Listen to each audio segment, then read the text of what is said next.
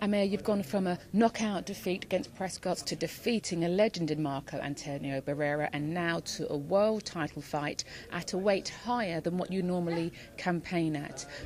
Why? Well, it's not much. The weight's not the big problem, because I walk around like 10'4", and the fight's going to be made at 10 stone. So I think it's just perfect. It's only 5 pounds away from the lightweight division. But I think it's the right move we're making. Having the defeat against Prescott changed so much in my life. Changed me from a boy to a man, and made me go to America. And since the defeat, so much good's come from that defeat. Beating Barrera, and on top of that, going to bigger and better things. Now, you say that the weight's not much of a problem, but just to maybe boxing fans who still think the weight could be an issue, is it your mind that maybe coming down a weight, losing those 5 pounds is harder than having to go up a weight? That's right. When you hit the 10 stone limit, normally the last four pounds are the hardest to make, because you have to watch your diet, watch your liquids, especially a couple of days before, and that weakens a fighter. I know at this weight I think I'll be more stronger. I'll be so I can see myself being a better fighter at light welterweight. We talk about styles, Barrera comes at you, they said his style was perfect, he walks towards you, you could pick him off and use your feet. Kotelnik, though, not the same style. He's a little bit rangy, and he's got that sort of Eastern European style where he's very accurate, but maybe not so fast. How does your style cope with that style? Yeah, I've got a different style where, my speed I think will beat Kotelnik.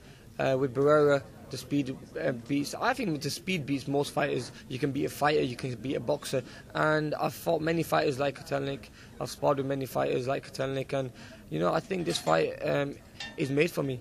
The way he's slow, his feet are slow, but typical European style, hands up, the peekaboo style, with the hands up high.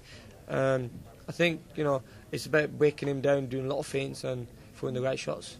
It's been well documented that, going to America, training with Freddie Roach has changed you as a boxer with your skill and the way you think about your fights. But how has going to America and being in the camp, how's that changed you as a person, and how does that prepare you for this world title fight? Yeah, it's changed me more, because it's changed me into a boy to a man.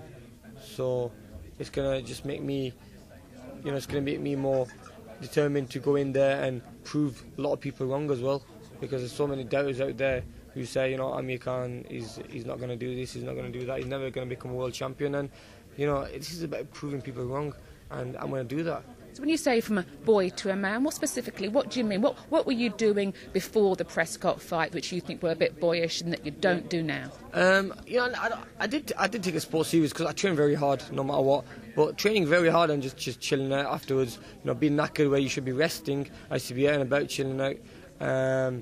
And just different things where little distractions here and there with your friends, probably staying up just that bit late, getting up early and being tired still, and not eating the right food, eating now and then the odd takeaway and chocolates and crisps and fizzy drinks. And now that's just totally changed me, because I've got a strict diet. Even though this is going to be easier to make the weight for this fight, I'll still be on a strict diet, eating the right food, putting the right stuff in my body, and on top of that, sleeping at the right time and waking up at the right time, and training very hard and resting a lot. That's what I'm going to be doing. Now, you say obviously that you feel like you've gone from a boy to a man. Well, coming up, Carl Froch, who is a man and who's defending a world title fight in America against Jermaine Taylor. You've gone down on record as saying that Carl Froch hasn't said very nice things about you, so you don't really have a positive thought process about him. Why is that? Well, I've got with me. I get a lot of criticism of. You get press first, and then from press, you get a lot of fighters who just jump on the bandwagon, and just to make a bit of a name for themselves, they use my name, and I think Carl Froch was one of them.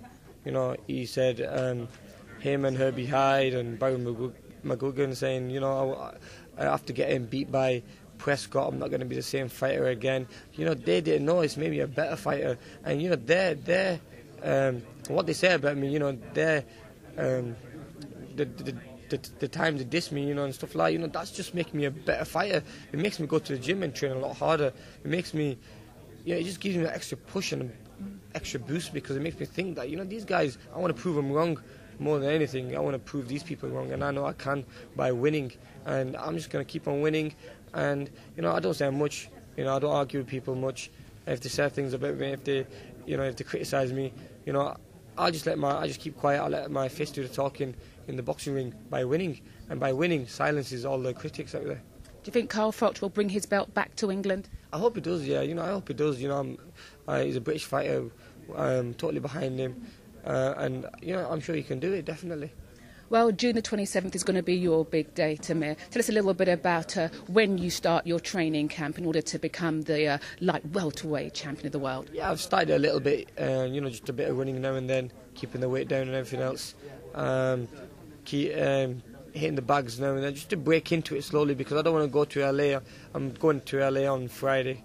I don't want to go LA and get straight into hard work. I want to break into it here, so by the time I get there, I'll know what to expect, and my muscles will be ready, and they can take the punishment when I get there.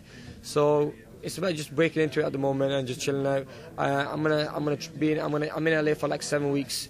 Come back. So from the fight now, we're about 9-10 weeks away from the fight, and I think I'll have a good probably 9 weeks of training hard.